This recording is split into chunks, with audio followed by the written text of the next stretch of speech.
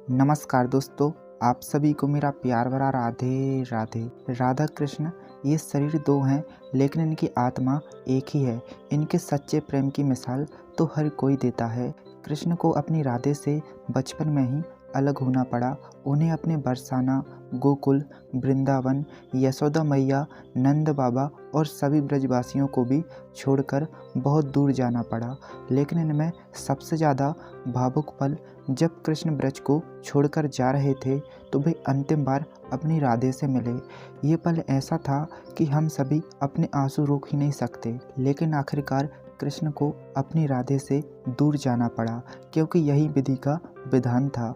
और फिर समय का पहिया कुछ ऐसा घूमा कि छोटे से कृष्ण कब बड़े हो गए और द्वारिकाधीश बन गए, इसके बारे में किसी ने भी कल्पना नहीं की। लेकिन सवाल ये आता है कि कृष्ण अपने बचपन के प्यार अपनी राधे से क्या कभी मिलने नहीं आए, जो उन्हें अपने प्राणों से भी प्रिय हैं। उन्हें कभी भी अपनी राधे की याद नहीं आई। आज के इस वीडियो में हम इसी बारे में आपको बताएंगे, तो दोस्तों आप इस वीडियो को अंत तक जरूर देखें। तो दोस्तों इसके बारे में हमें गर्ग संहिता में जानने को मिल जाता है।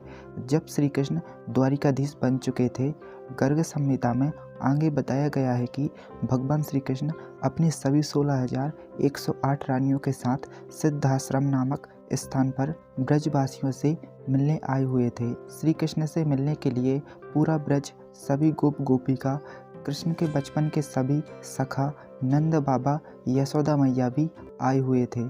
और अपने कान्हा से मिलने के लिए हमारी श्री किशोरी जो श्री राधे भी मिलने आई हुई थी, जो अभी भी किशोरी ही थी क्योंकि उन्हें किशोरी रहने का वरदान जो प्राप्त था। जिस वक्त श्री कृष्ण ब्रज को छोड़कर जा रहे थे तो ब्रज में मातम सा छा गया था। लेकिन आज उसी तरह पूरा ब्रज खिलखिलाकर गूंज उठा। सभी के चेहरों पर एक अलग से खुशी थी। लेकिन इन सबसे अलग उनकी राधे, जो उनका बचपन का प्यार है। इतने लंबे समय के बाद श्री कृष्ण अपनी प्राण प्रिया श्री राधे से मिलते हैं। और कहीं कहीं बताया ये भी जाता है कि जो वासुदेव कृष्ण थे वो अपनी सभी 16,108 पत्नियों के संग द्वारिका वापस चले गए। और जो मूल कृष्ण थे वो अपनी राधे ब्रजवासियों के संग ब्रज में चले गए। श्री कृष्ण ने ब्रज में उन स्थानों का भ्रमण किया जब वो बचपन में अपनी राधे और सखाओं संग लीलाएं किया करते थे।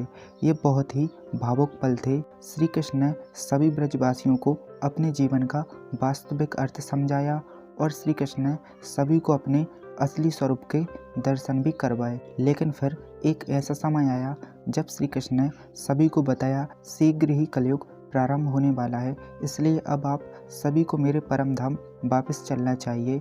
और फिर एक दिव्य प्रकाशवान रथ गोलोक से पृथ्वी पर आता है, जिसमें अनेक कमरे थे, जिसमें माता यशोदा, नंद बाबा, राधा रानी, कीर्तिदा आदि सभी ब्रजवासी सवार होकर भगवान के परम धाम के लिए चले जाते हैं। जब राधा रानी और श्री कृष्ण अपने गोलोक में प्रवेश करते हैं तो उनका वहाँ दिव्य स्वागत होता है। गोलोक में श्री राधे कृष्ण अपने बीते हुए समय, जब वो वहाँ विचरण भ्रमण किया करते थे, उसको याद करते हैं।